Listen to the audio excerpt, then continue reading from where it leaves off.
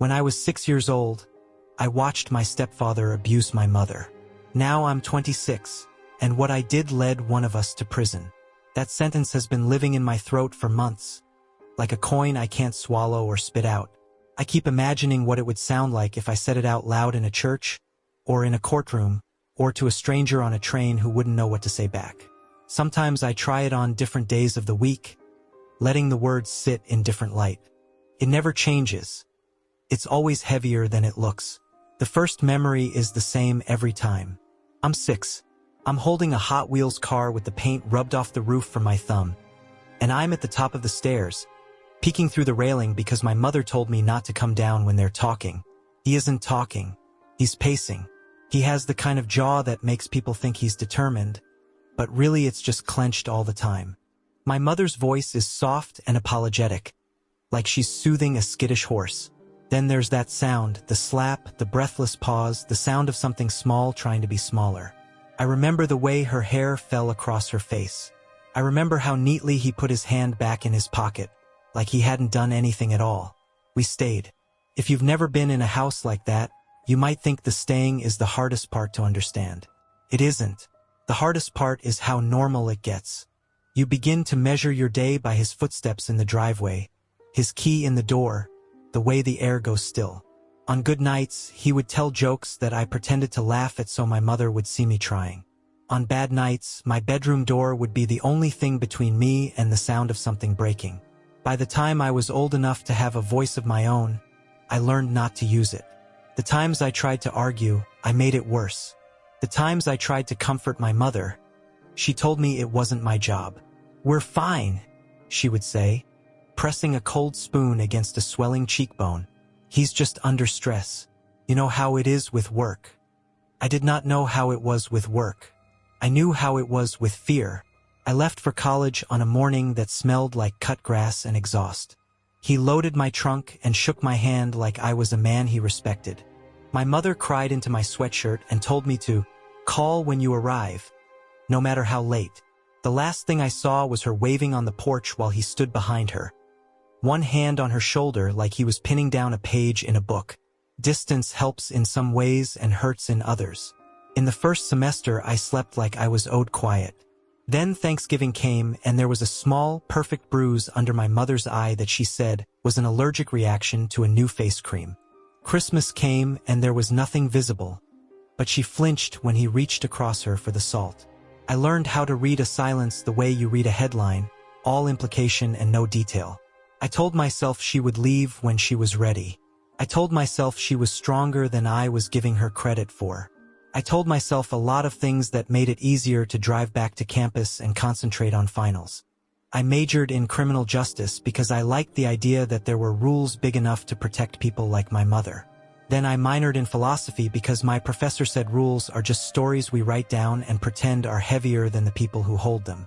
At 25, after a decade of swallowing outrage like aspirin, I came home for a long weekend in October to help my mother clean out the attic. We were sorting boxes of Christmas lights and old tax returns when her sleeve rode up and I saw a fingerprint bruise like a constellation around her wrist. I touched it without thinking and she pulled away so fast she knocked a stack of photo albums to the floor. I bent to gather them, and when I looked up she was crying the way you cry in a moving car, silent, fast, like you're outrunning something that can't be outrun. "I'm fine," she said. "Please, Sam, don't start." "What happened?" I asked. She shook her head. "We had an argument." He grabbed me. He said sorry. "I don't care what he said." "I do," she said, and wiped her face with the edge of her shirt like she was erasing herself. That night I lay on the pull-out couch and stared at the ceiling and felt the promise I'd made at 6 years old wake up like a muscle I hadn't used in years. The next morning I went to an electronics store and bought 2 small Wi-Fi cameras with motion sensors, the kind advertised for baby monitors and pets. I told myself I was buying them to protect her. I told myself I would only use them until she left him. I told myself this wasn't about revenge. I put one inside the hollow back of a ceramic clock on the living room shelf, and one on top of the kitchen cabinets where the crown molding offered a shadow to hide in. He worked construction management and left early. He returned like a weather pattern around 6. The cameras caught normal things, too. My mother making tea, my mother talking to herself while folding laundry, my mother dancing a little to a commercial jingle like her body remembered joy in secret. The first time the motion alert pinged while I was back in my apartment across town, and I opened the app to see him shove her hard enough to make a picture frame tilt. My hands shook so badly I dropped my phone. The second time, he grabbed her by the forearms and hissed something through his teeth you could not make out, and she nodded over and over like agreement might save her. The third time, he slapped the counter next to her head and called her a name I refused to type. I saved everything. I downloaded the clips. I backed them up in 3 different places. I began keeping a log in a notebook because I saw a detective do that once in a show, and the act of writing dates and times and what I saw tricked me into feeling like I was doing something. I called a domestic violence hotline and asked what to do if the victim wouldn't leave. The woman on the line sounded tired and kind. She told me to document and not confront him, and to connect my mother with a counselor if she would go. My mother would not go. "I don't want to talk to a stranger about my private business," she said. "I'll sound ridiculous." I made an appointment with a detective anyway. Her name was Alvarez. Her office smelled like old coffee and whiteboard marker. I showed her the videos. I braced myself for the legal lecture about consent and recording. She watched each clip all the way through, then went back and watched them again, pausing to jot down times. "You put these cameras in your mother's house," she said. "Yes." "With her consent?" "She doesn't know. She wouldn't have agreed." She nodded once. "If the homeowner consents, the footage is admissible," she said, and then looked at me. "Are you on the deed?" "No. He is. And she is." She leaned back, tilted her head. "We can subpoena the footage as part of an investigation into a crime reported by a family member. The recording is less likely to be thrown out if the person being recorded has no reasonable expectation of privacy in a common area. Kitchen and living room are common areas." She tapped her pen. "It's messy, but it's something." Messy turned out to be a generous word. When I told my mother I had gone to the police, she looked at me like I had climbed onto the roof during a storm. "You what?" she whispered. I told her about the cameras. She made a sound I have never heard from any human being before or since, and then she sat down so suddenly the chair legs squealed. "You had no right," she said. "This is my home." "I had every right," I said. "He's hurting you." She shook her head. "You don't understand. If they come here, if they arrest him, if they ask the neighbors questions." "Good," I said louder than I meant to. "Let them hear." She covered her face with her hands. "You will ruin my life," she said through her fingers. "You will ruin his job. We will lose the house." "Then come live with me," I said. "The same way you hand someone a lifeline when they're already underwater." "Please, Mom, please." She wouldn't. I drove home with my jaw so tight my teeth hurt. Detective Alvarez called 2 days later to say they were opening a case. "We'll need statements," she said. "We'll need your mother to talk to us. We can't build this on video alone." "She's afraid," I said. "I know," Alvarez said. "Most people are. Does she have anyone else?" "She had me," I said, and it came out sharper than I intended. They brought him in for questioning. He said the videos were taken out of context.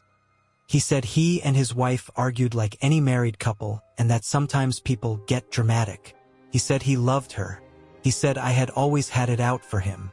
He said a lot of things in a voice that I knew had worked for him his entire life because he sounded like the kind of man who looks like the solution in a meeting. The prosecutor decided to file charges. Misdemeanor domestic battery and assault, upgraded to a felony count because of prior calls to the house that had never resulted in arrest but lived in the system as shadows. My mother didn't want to press charges. The county did it anyway. That became the first big fracture between us, the kind that doesn't close cleanly. She told me I had humiliated her. I told her I had given her a way out. We were both telling the truth we could stand. Trials are not like TV. They're slower and uglier, and there are more pauses. There is a lot of waiting in hallways with buzzing lights. There is a lot of swallowing and a lot of bench sitting and a lot of looking at the floor, because if you look at the faces across from you for too long, you will begin to feel like you might apologize for something you did right. The prosecutor assigned to the case was a man in his 30s with careful hair and a voice like a substitute teacher. His name was Klein. He wanted to prep me before trial, so we sat in a conference room with a stack of printouts of my videos, and he asked me to tell him, in my own words, what I saw. I had practiced this. I had written and rewritten it in my head so many times it had the rhythm of a memorized poem. And still my voice shook, because rehearsal can't reverse childhood. "We'll keep it simple," Klein said. "We're not here to prove he's a monster in every part of his life. We're here to prove he battered your mother and that she was afraid." "What if she gets on the stand and says she wasn't?" I asked. He straightened his tie. "Then we show the jury what's on the videos and we ask them what they believe." The defense attorney had a name that sounded like a brand and a tie that probably cost more than my car. He filed a motion to suppress the footage on the grounds of unlawful surveillance and violation of my stepfather's expectation of privacy. The judge asked a lot of questions and then denied the motion. "The recordings occurred in common areas of a home jointly owned by the victim," she said. "They are not inadmissible per se.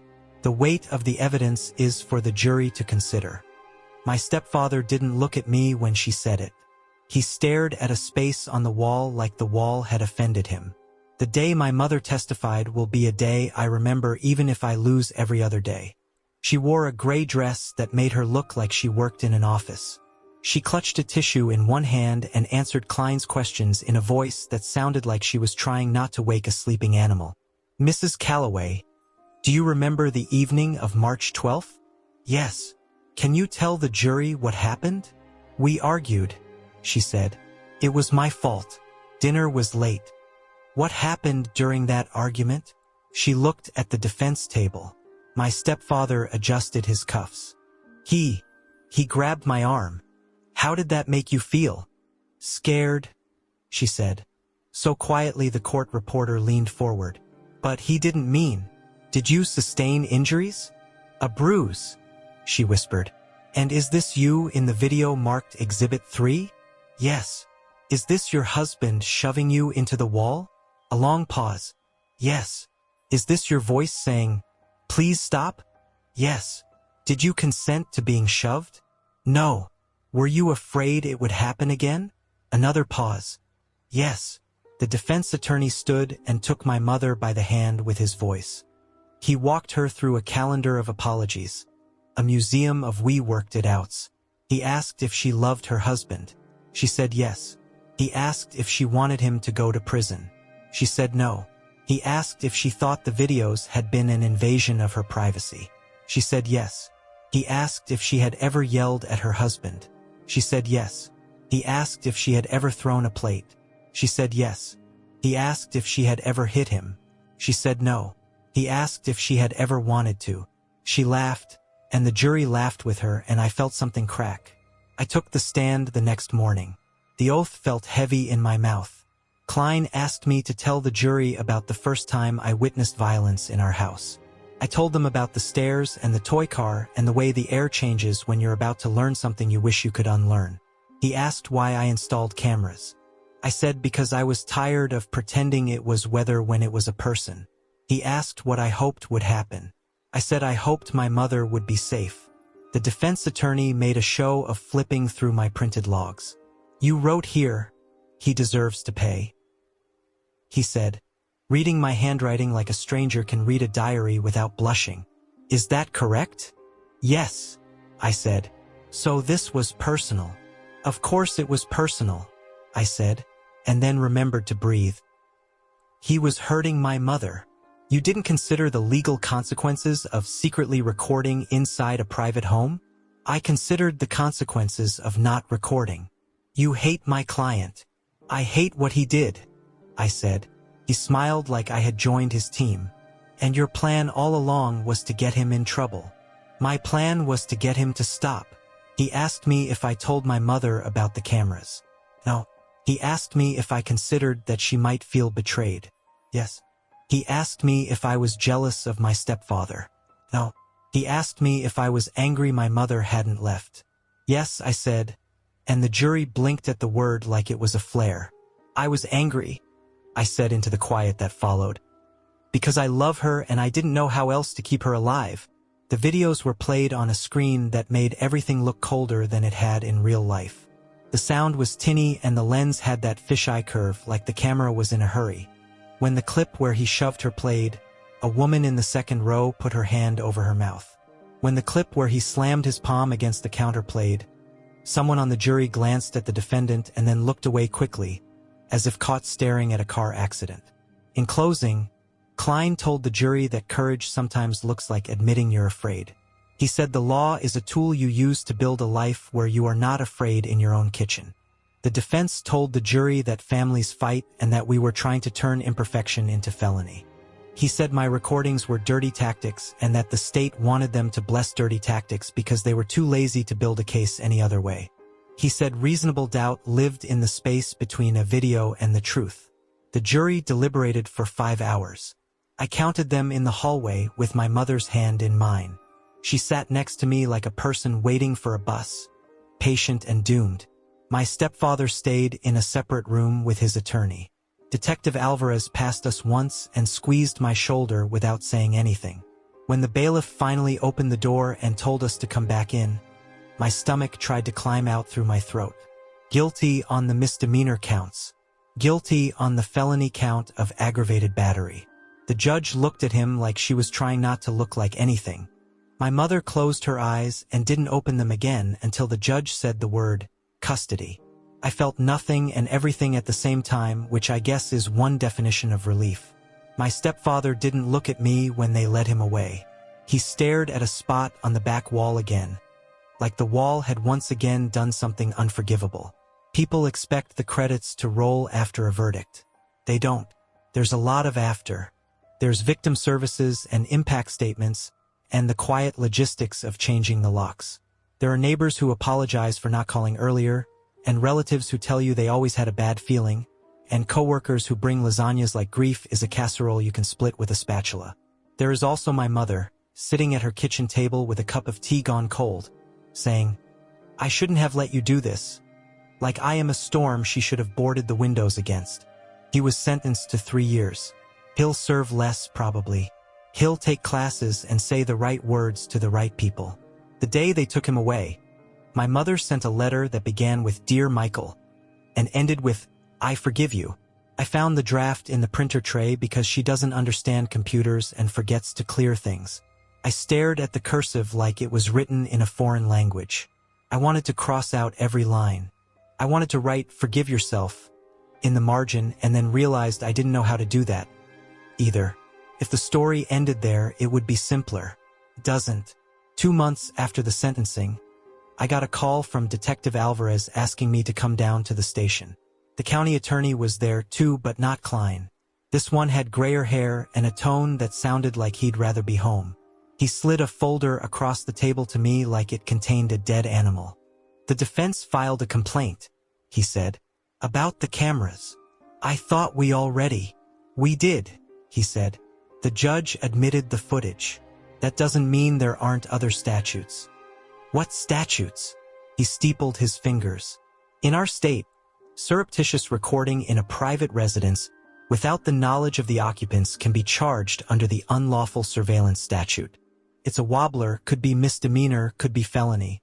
Depends on prosecutorial discretion and whether there was an expectation of privacy.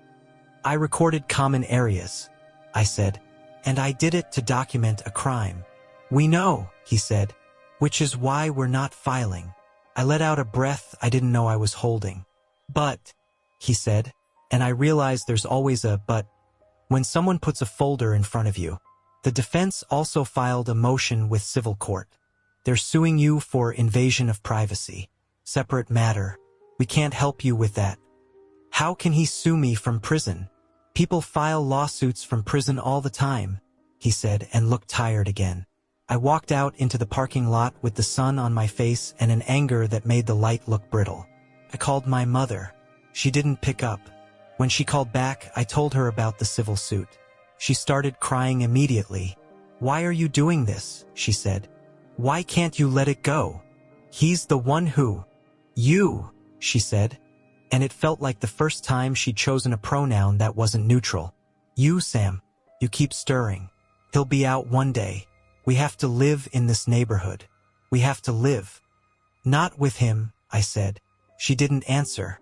The call clicked dead 3 seconds later, and the empty tone sounded exactly like the hallway at the top of the stairs when I was 6. I hired a lawyer I couldn't afford. She was blunt and efficient and told me that even frivolous suits can cost you time and money and sleep. We filed a response. Months passed while papers moved from desk to desk. In the meantime, I tried to repair something with my mother that couldn't be repaired yet. We went to the grocery store together and argued over which peanut butter to buy like that would put us back on ordinary terms.